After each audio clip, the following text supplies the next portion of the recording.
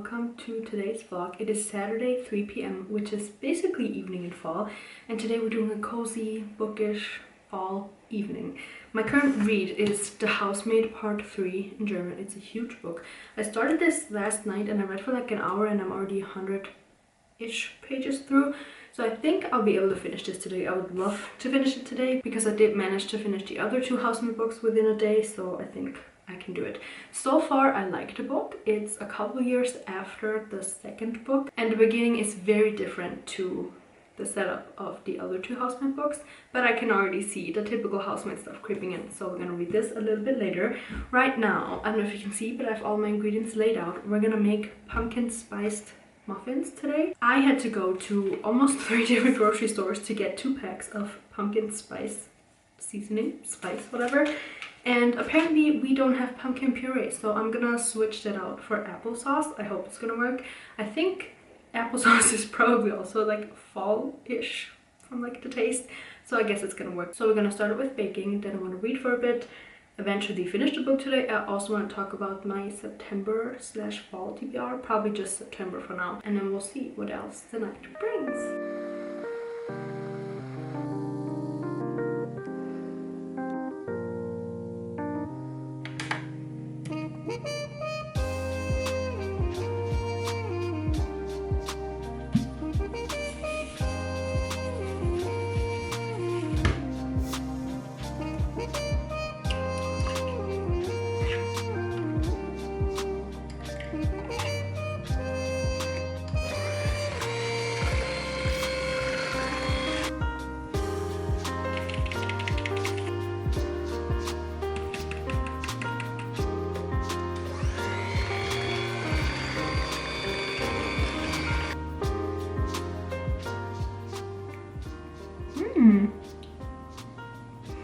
I think I'm gonna add a little bit more cinnamon and a little bit more pumpkin spice, but it tastes really good, really rich and fall-y.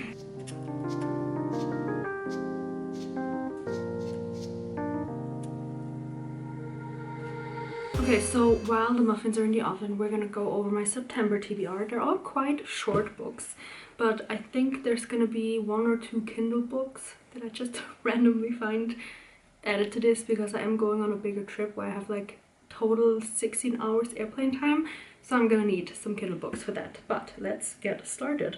First up, we have The House in the Cerulean Sea. I've had this for almost a year, I think, and this is gonna be my little fantasy book for this month. It's not like super fantasy-esque. I think it's kind of similar to those Neil Gaiman fairy tale books. Right, it says a modern fairy tale on the back.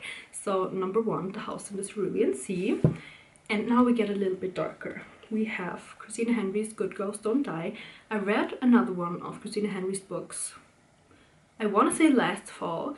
It wasn't my favorite, but this is pretty much the only horror book that I own besides one other Stephen King book. But I'm trying to get through as many books as possible, so I picked shorter ones, and this one is like a third of the one Stephen King book that I have. I don't have high expectations for this one just because I didn't really like the other book that I read, but it could surprise me, you never know. Then this one's not really fall themed, but I feel like I need to read this book before I get back into uni and insanity. My year of rest and relaxation, because starting October I'm not going to be rested or relaxed.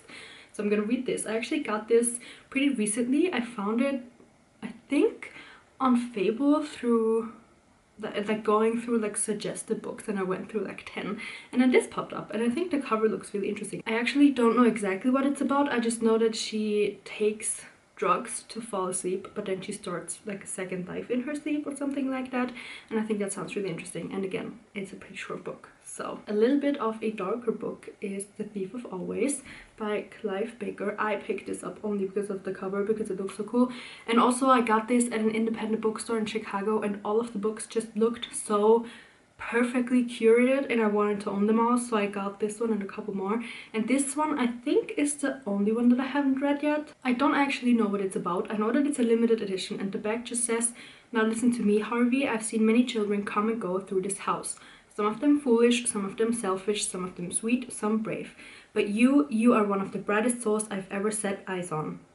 Doesn't really tell me anything, but it's a horror book, so it's perfect for early fall, I guess. And again, it's super short, and I just really want to read this because I'm going back to Chicago in September, and that means I've also had this book for a year, and I feel like I need to read it now because I want to get more books at that bookstore. But if I haven't even finished reading all of the ones that I got last year, I feel kind of bad, so we need to read this before the trip. And then because I can't completely leave romance out, I have 2 options for cowboy romances. These were recommended after the Rebel Blue Ranch series. We have Cash, which is part of the Lucky River Ranch series. I don't know why these ranch series always are like a tongue twister. This I also have seen on TikTok a bunch of times, and I don't really know what it's about except that it's a cowboy romance, and that's enough for me. It's probably gonna be fine. And then we also have Homebound. Beautiful cover, once again recommended because of the Rebel Blue Ranch series. I've actually never read any books by both of these authors before, and I always like branching out, especially in romance, because you can only read so many Emily Henry books. And then I actually have potential Kindle books picked out that are like a little bit bigger, and I think they would be good to read on Kindle and also entertaining enough to read on a long ass flight. So we have the Stephen King book that I talked about, The Outsider. Also such a cool cover and edition. I also don't know what this is about, but I generally really like Stephen King type horror books, so I think I'm gonna enjoy this. And again, it's a little bit bigger. It is some sort of special edition that I also got at a small independent bookshop, so I don't really care if I have it as a physical copy and buy it on Kindle. So yeah, option 1 is The Outsider. And then can you tell by the cover, Midnight Sun, the last Twilight book that's from Edward's POV. I actually haven't read any of the Twilight books. I started the first one I think last year, but I already know pretty much everything that happens, so I kind of want to start with this one to get a little bit of a different twist in Twilight. On the back it just says, "It was strange how much I hadn't understood before Bella. She had changed me more than I'd known was possible for me to change and still remain myself." Apparently Edward is a yearning yapper, which I am super excited about.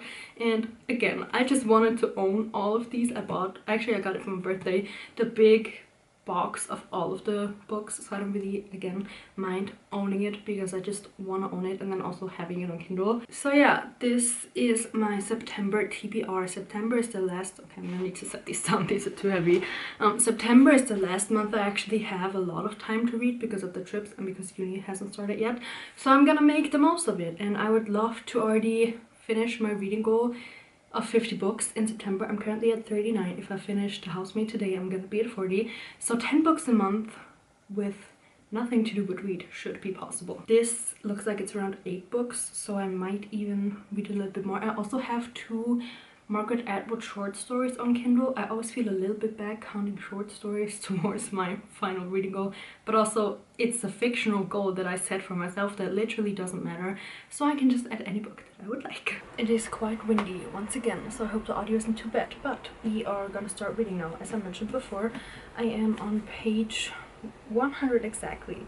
I'm gonna try and get to page 200 out here before it gets too dark and cold, and then it would already be almost halfway through the book. And it is currently 4. It's only been an hour, so I think I have enough time to actually finish this book. The muffins are currently cooling off.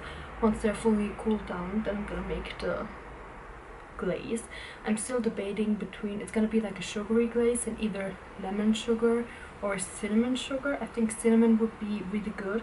I'm not sure if lemon would be too much because there's pumpkin and obviously cinnamon, ginger, apple, all of that going on. If I add lemon to that, it might be a little bit much, but it could also be too much cinnamon if I add even more cinnamon. But I love cinnamon, so we'll see.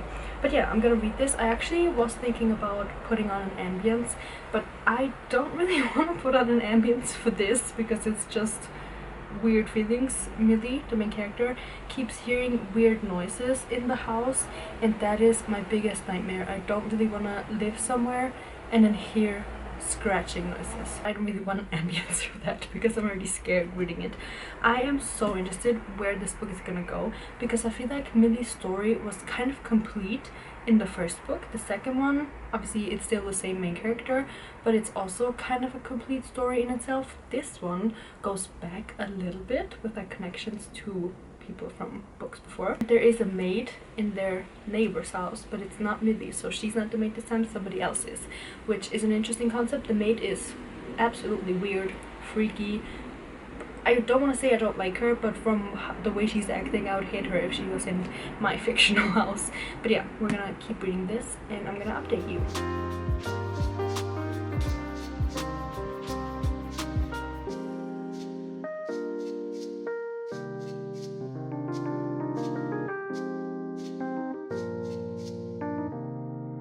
Literally every time I want to start talking, it gets windier. Anyways, I am page 203, I think.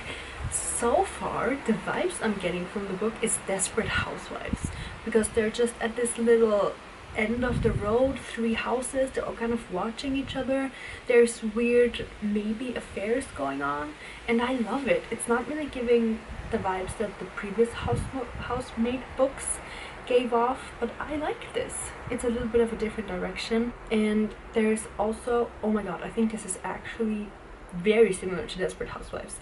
There is one younger person in the book that's possibly psychopathic, and if I remember correctly, Bree's son from Desperate Housewives ended up killing someone, didn't he? I might be remembering it wrong, but one of the kids in Desperate Housewives was definitely also slightly psychopathic. So I think it actually might be pretty similar, but it's not a bad thing. I like it.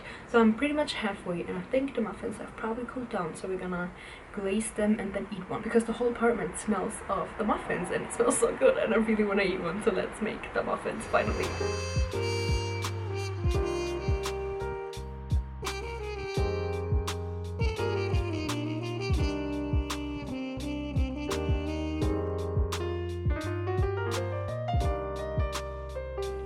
They look so cute. I sprinkled some cinnamon on top, and now it is time for a taste test.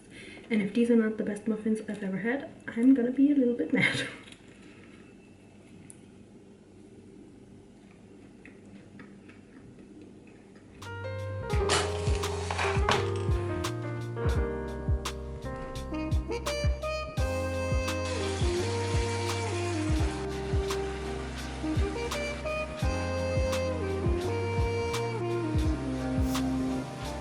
I am about 300 pages into the book, and I have a couple of suspicions, a couple of suspects.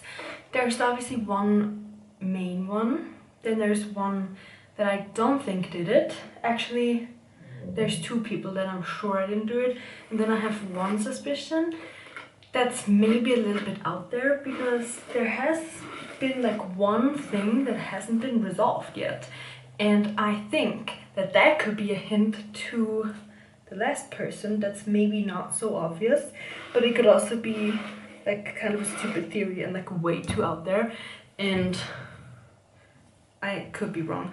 I don't think that it's the obvious person, because that would be boring. I don't know. It wouldn't be a Freida McFadden book if there wasn't like a super crazy twist at the end. So again, I could be wrong with all of my suspicions. There also is one more weird person that could have done it. Okay, so I guess everybody is a suspect, kind of.